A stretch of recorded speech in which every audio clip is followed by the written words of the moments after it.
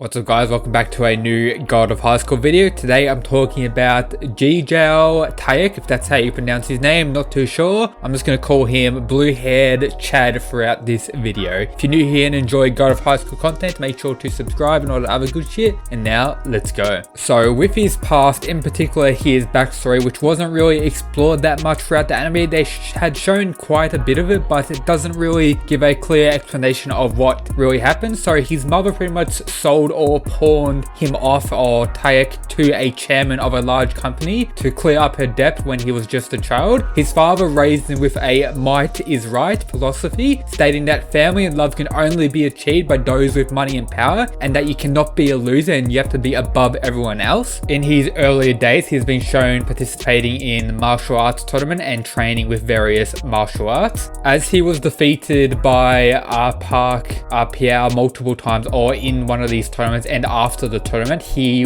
understood what it meant to lose and couldn't really handle that, and this is where he got persuaded or kind of baited to join Nox for his overwhelming power, where he decided to end up killing his adopted father, in turn inheriting the fortune that his father's company had ended up creating. And this past is what led to his personality to develop, which is pretty much arrogance and seeing everyone as trash and below him, and being extremely violent when fighting, feeling free to kill people and take off limbs whenever he needs to. One of the most violent fighters in the whole series in my opinion, even including like 400 plus chapters of the manga I've read. Now I'll talk about his power and abilities. There may be some light spoilers throughout this part. So his power and abilities break down into his, borrowed power, which is a giant ancient shark pretty much, with, the teeth and everything regarding to that. And he also has the borrowed power known as greed, which was given to him by Noct, which had given him the power of power absorption, power assimilation, and various other crazy OP attacks, which is kind of enhanced when he takes in the key, which was shown in the most recent episode, where he gets pretty much godlike powers such as the third eye, flight, telekinesis, and various other parts. His martial arts can be described as mimicry, where he pretty much copies his opponent's fighting style. That's pretty much what it is. He has his own unique techniques and also divine techniques thanks to his